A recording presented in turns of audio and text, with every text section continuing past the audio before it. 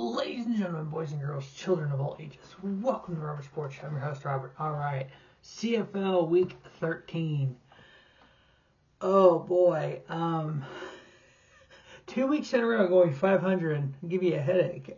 Yeah, it's been a fun couple of rides here. 2-2 on the straight up picks last week. 0-4 against the spread. 4-0 in the over under, so 6-6 on the week. Year to date, 29-17 on straight up picks, 19-27 against the spread, 27-19 on the over under, which is 54.3%. So we're just each week kind of ticking down a little bit. Hate that. We're going to try to recover that and see if we can get back to a little bit better going forward here. So we have 4 games this week as well. And then we had the college football also starting this week. All right, so the game tonight, we have the 9-1 Montreal Alouettes taking on the 5-5 Winnipeg Blue Bombers. All right, all time, Winnipeg leads Montreal 52-50-2. In 2025, Winnipeg went 2-1 versus Montreal. Winnipeg scored on average 26 points per game while giving up 21.6. In the last 3 games, though, Montreal is 3-0, scoring 42.6 points a game, while Winnipeg in the last 3 is 1-2. They're scoring 23.6 points per game and giving up 26. Montreal is giving up in that 3 games 19.6. So Montreal's kind of on a hot streak right now, even though the numbers from last year against Winnipeg was a little bit better. Now Montreal, year to date, is second in points scored, first in offensive yards, second in points allowed, third in defensive yards against. While the Blue Bombers are 7th in points scored on the year, 5th in points allowed, 7th in offensive yards, and 6th in defensive yards allowed. The line on this game is Montreal minus 6.5 with an over-under of 59.5.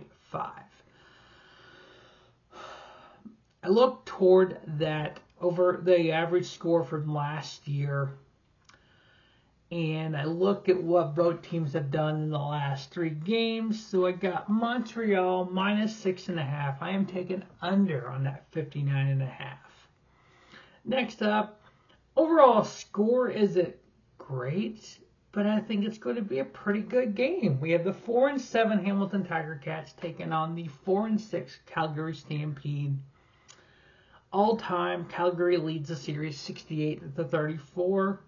In 2025, Calgary won all 3 games versus Hamilton. They outscored them by 17 points per game on average. Calgary averaged 39.6 points per game in those 3 games last year, while Hamilton only averaged 22. Now, both teams are 1-2 in their last 3. Calgary is scoring 33.3 points a game in the last 3. On the year, they are first in points scored at 37.8. Their defense, though, is 8th in points allowed, 32.7. Their defense is 8th in offensive or defensive yards against at 430.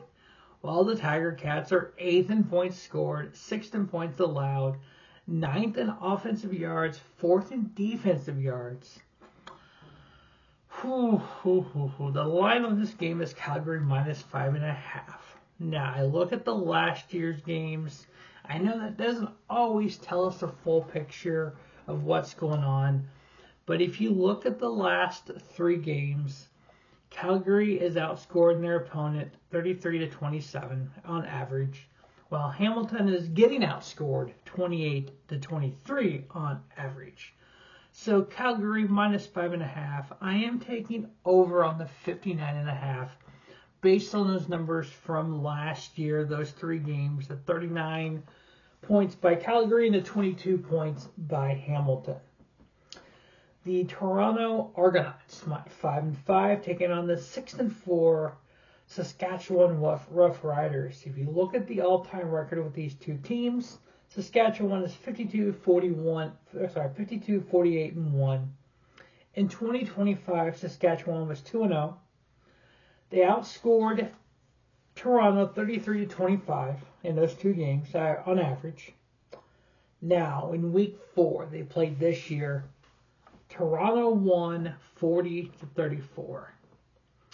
If you look at the last 3 games, Toronto is 2-1, while Saskatchewan is 1-2.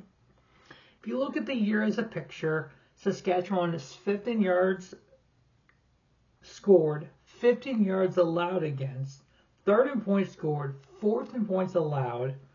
Well, Toronto is 4th in points scored, 7th in points allowed, but they're 2nd in offense and 7th in defense allowed. So yes, Toronto is giving up a lot of points and scoring a bunch. Same way with the Rough Riders. And in the last 3 weeks, they're actually scoring a lot less than they have all year. So the line on this game was Saskatchewan minus 4.5. I'm thinking they're getting the 4.5 on the line based on the home team. I'm actually going to go against that. Could be wrong, but that's fine. Sometimes you got to take chances and have gut feelings. I'm taking Toronto plus 4.5 and the over on the 62.5. And finally, the 5-5 BC Lions taking on the 0-10 Ottawa Red Blacks. At this point, can Ottawa go winless on the season? I'm going to have to look up when the last time a CFL team went winless on the season, because I think Ottawa can get there.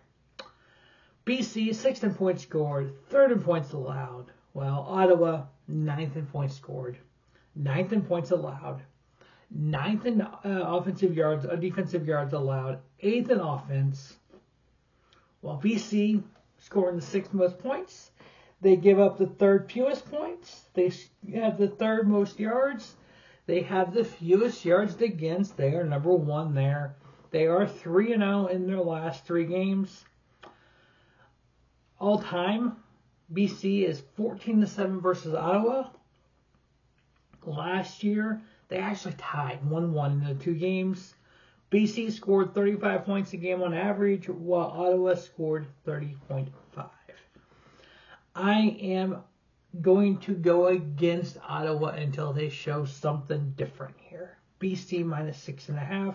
I got them winning, covering.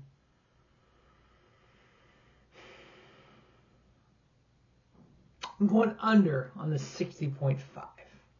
Just have this feeling it's not going to be just point fest that we've seen in the past in some games. I think it's going to be a little more confined than that. So 60.5 and taking the under.